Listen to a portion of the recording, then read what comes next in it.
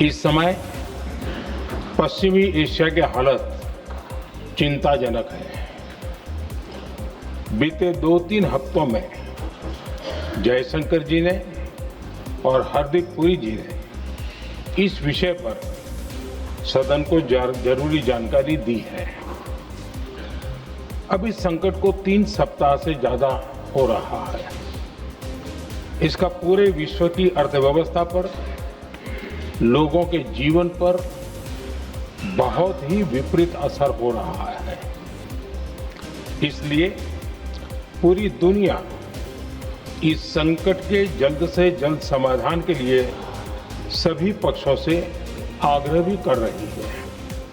अध्यक्ष महोदय, भारत के सामने भी इस युद्ध ने अप्रत्याशित चुनौतियां खड़ी कर दी हैं। ये चुनौतियां आर्थिक भी हैं, नेशनल सिक्योरिटी से जुड़ी भी हैं और मानवीय भी हैं। युद्धरत और युद्ध से प्रभावित देशों के साथ भारत के व्यापक व्यापारिक रिश्ते हैं। जिस क्षेत्र में युद्ध हो रहा है वो दुनिया के दूसरे देशों के साथ हमारे व्यापार का भी एक महत्वपूर्ण रास्ता है। विशेष रूप से कच्चे तेल और गैस की हमारी जरूरतों का एक बड़ा हिस्सा यही क्षेत्र पूरा करता है। हमारे लिए ये रीजन एक और कारण से भी अहम है। लगभग 1 करोड़ भारतीय खाड़ी देशों में रहते हैं और वहां काम करते हैं। वहां समंदर में जो कमर्शियल शिप चलते हैं उनमें भारतीय क्रू मेंबर्स की संख्या भी बहुत अधिक है। ऐसे अलग अलग कारणों के चलते भारत की चिंताएं स्वाभाविक रूप से अधिक है। इसलिए ये आवश्यक है कि भारत की संसद से इस संकट को लेकर एक मत और एकजुट आवाज दुनिया में जाए।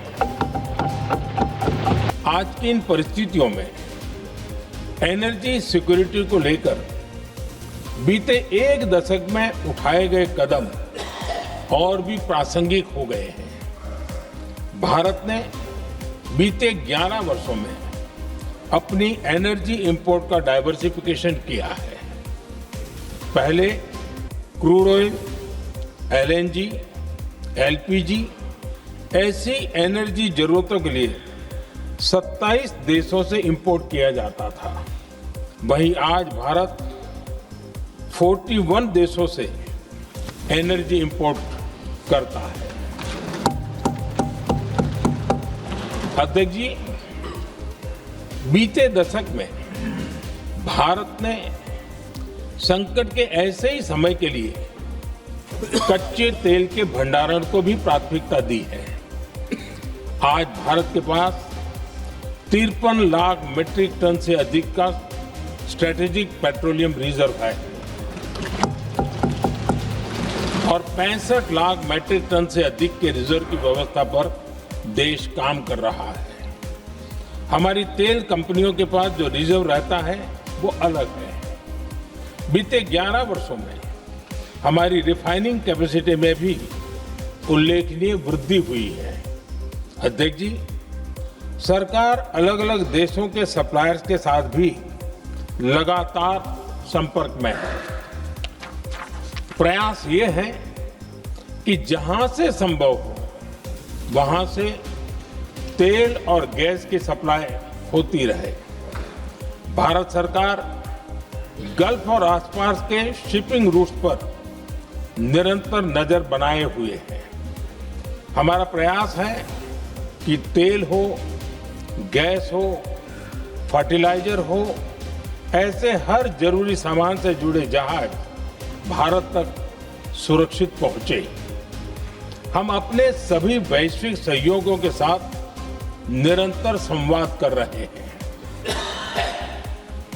ताकि हमारे मैरीटाइम कॉरिडोर सुरक्षित रहे।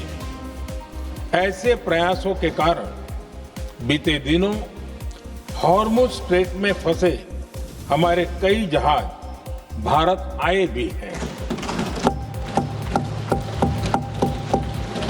अध्यक्ष जी, संकट के इस समय में देश की एक और तैयारी भी बहुत काम आ रही है।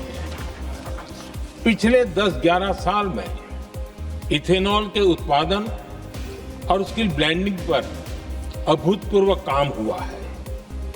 एक दशक पहले तक देश में सिर्फ 1-1.5% इथेनॉल ब्लेंडिंग कैपेसिटी थी। आज हम पेट्रोल में 20% इथेनॉल ब्लेंडिंग के करीब पहुंच गए। আমাদের ভিডিও ভালো লাগলে লাইক এবং শেয়ার করুন। কমেন্ট সেকশনে গিয়ে জানান আপনাদের মতামত। আরও ভিডিও পেতে আমাদের চ্যানেল সাবস্ক্রাইব করুন এবং প্রতি মুহূর্তে খবরের আপডেট পেতে প্রেস করুন বেল আইকন।